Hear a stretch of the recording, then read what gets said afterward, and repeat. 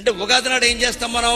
పచ్చడి తింటాం. గమనించండి, ఉగాది నాడు పచ్చళ్ళు ఏముంటాయి? తీపి, కారం, ఉప్పు, పులుపు, చేదు, వగరు. 6 రుచులు ఉన్నాయంటే అర్థం ఏంటంటే ఆలోచించండి. ఉగాది నాడు ఈ పచ్చడి తినాలి, ఉగాది నాడు ఈ పచ్చడి ఏమైనా సెంటిమెంటా?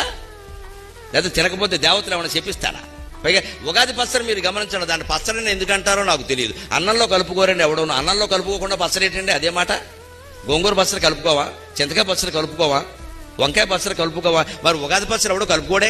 కలుపుకుంటే విచిత్రంగా చూస్తారు, అది కలుపుకుంటున్నాయి వీటిని. మరి కలుపుకోనప్పుడు పచ్చడి ఎలా అయింది? కలుపుకుంటామా అంటే పచ్చడి కాదు. పచ్చడి అంటున్నారు, కలుపుకోవడానికి వీలు లేదు. పోనీ ప్రసాదం అంటే కళ్ళకద్దుకొని తినడానికి వీళ్ళ. ఉగాది నాడు ఎవడో కళ్ళకద్దుకోడు, మామూలుగా తింటాడు. ఎందుకంటే ఉగాదికి దేవుడు లేడు. ఏ దేవుడి గుళ్ళోకైనా మీరు వెళ్ళొచ్చు. ఉగాదికి ప్రత్యేకంగా దేవుడు లేడు. శ్రీరామనవమికి దేవుడు వేరే, శివరాత్రికి దేవుడు వేరే, కృష్ణాష్టమికి దేవుడు వేరే, రథసప్తమికి దేవుడు వేరే. ఉగాదికి దేవుడు లేడండి, కాలమే దేవుడు. దేవుడే లేని పండుగ ప్రసాదం కాదు, పచ్చడి కాదు, అదేమిటో తెలియదా? ఖచ్చితంగా తింటామా? దీని ఉద్దేశం ఏమిటండి?